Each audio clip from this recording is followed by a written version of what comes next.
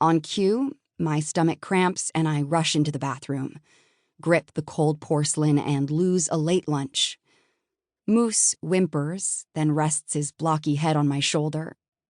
He's a 145-pound Great Dane, but despite his size, he's a big baby.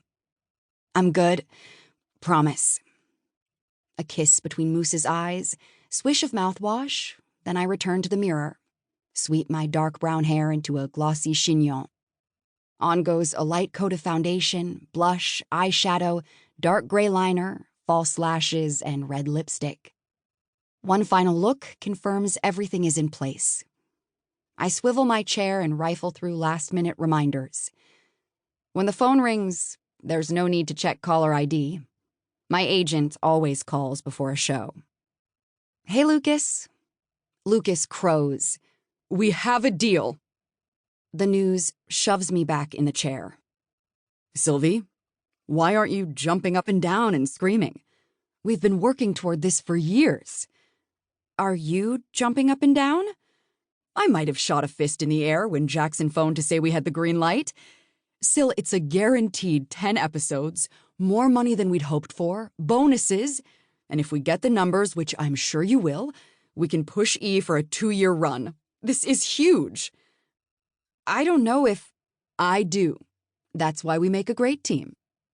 While we talk, I wander around the dressing room, past a long mirror, a chipped wooden table and mismatched chairs, and a dusty shelf with a drip coffee machine that looks like it belongs in a 1950s diner.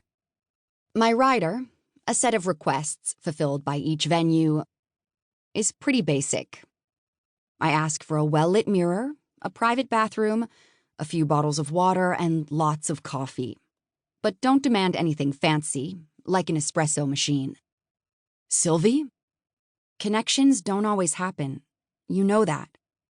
Then you build a bridge. When I started, Syl, what you do, it's incredible. You make people feel better. There's no harm either way. I've told you that since the day we met. You're one of the good guys. I rest my forehead against the cool wall to quell a nervous heat. I'm not consistently filling theaters at the shows. Your numbers have been climbing fast. I've never been on TV. I negotiated approval for each episode. Who will I read? A mix of celebrities and regular people. Sylvie, if you don't take this opportunity, someone else will. That's just the way things work in this business. I run through my options. No family support, no real friends, no college education. And this fits. At first it was about survival, money, so I never had to go back home. But over the past few years, I've realized that this is the only thing that gives me some semblance of peace. I'm in. Of course you are. It'll take a week for the lawyers to comb through the contract. When it's signed, we'll announce in Variety. Page 6, too. Sylvie? Yes? I believe in you. The first time he said that was my 3rd show after I moved to LA. Just a basement club in Venice, but Lucas made sure it was packed and that a few small entertainment papers were there. I was on fire, hit after hit. Finally, I felt like I might be in the right place. After the show, he drove me back to the studio apartment in West Hollywood he'd rented for me. He turned off the engine and said, I believe in you. Then he added, I'm going to make you a star. You still there? Lucas asks. Moose leans against my leg and stares up at me. Is Moose part of the TV show? He even has his own contract. I kiss the crown of Moose's head, and his tail thumps. My first therapist was the one who suggested I get a dog. The young woman who took me around the shelter walked right past Moose, like he was invisible. He ran forward, put a massive paw on the chain links.